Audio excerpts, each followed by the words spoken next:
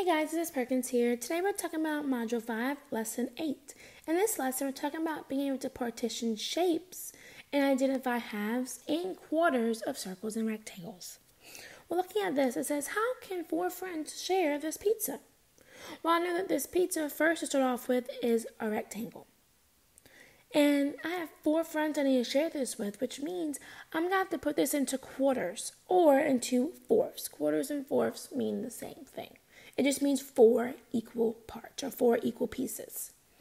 So, to be able to make it into four equal parts, I can do it a few different ways. Now, I can cut it into half, up and down, and then I can cut this piece in half and then cut this piece in half up and down like this. So this is one way because I have 1, 2, 3, 4 equal parts doing it like this. Another way I can do it is I can cut it again in the middle, going up and down, which let me try that again to make it a little bit more equal.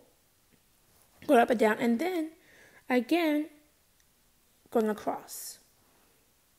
Now looking at this, I have 1, 2, 3, 4 equal pieces or equal parts here. All right, that's it for this video.